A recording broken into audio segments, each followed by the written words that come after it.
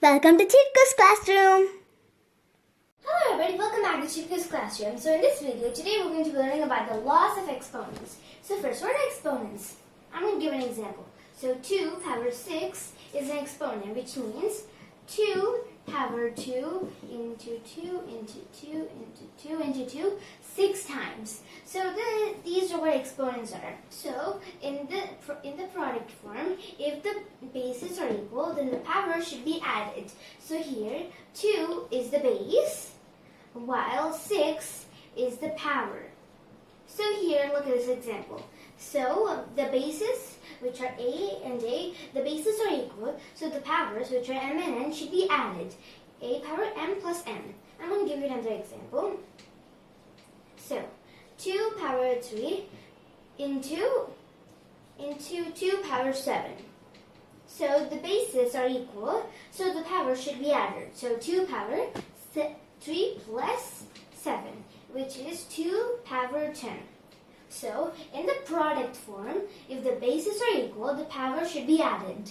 Okay, so now we're going to move on to the second law of the exponents, which is the power of the product of 2 or more numbers, so 2 or more numbers, is equal to the power of each of the numbers separately. So here, a power m separately into b power n into c power n. So I'm going to give you another example. Here, 7 into 2 into 10 whole power 2.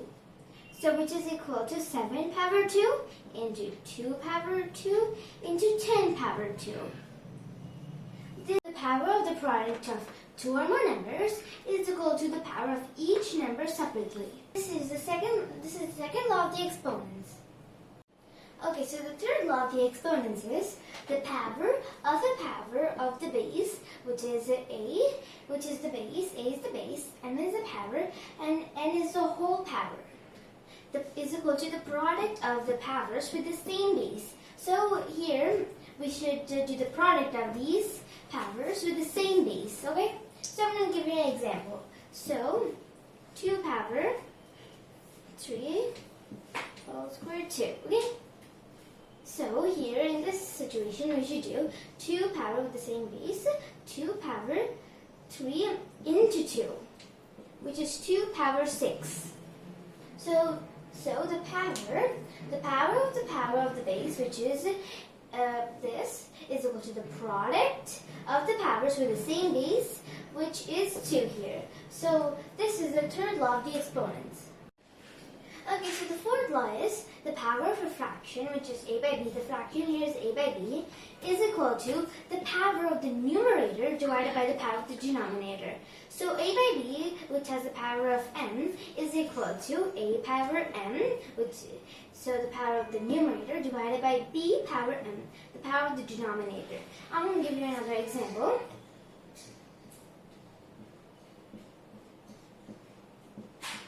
So 3 by 2 whole power 3 is equal to the power of the numerator divided by the power of the denominator. That's the fourth law of the exponents.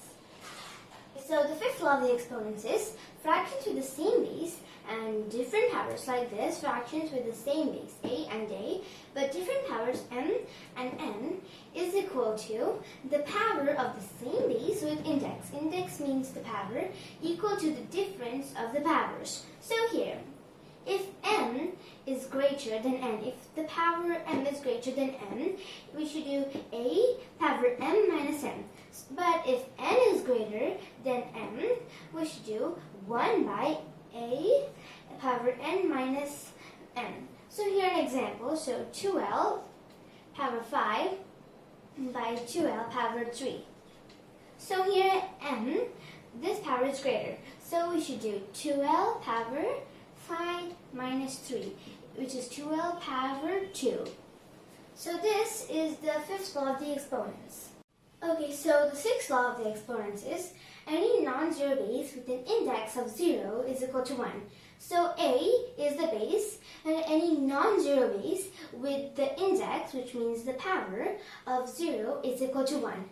So here, if 1000 power 0 is equal equal to 1. And also another example, 50 power 0 is equal to 1. So a base with the index of 0 is always 1. So the next law is, if two exponents are equal, then the powers are equal too. So here, a power m is equal to a power m. So these two exponents are equal. That means the powers are also equal. So these are the laws of the exponents. Okay, so we are going to learn all of the laws of the exponents again. So first one, a power m into a power a is equal to a power m plus n. If the bases are equal, we should add the powers when it is in the product form. And next one, a power m whole power m. So in this, with the same base, we should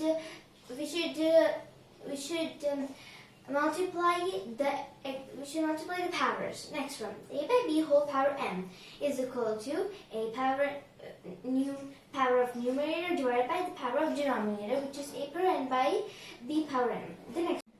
So the next one is a power m by a power n is equal to a power m minus n when m is greater. So if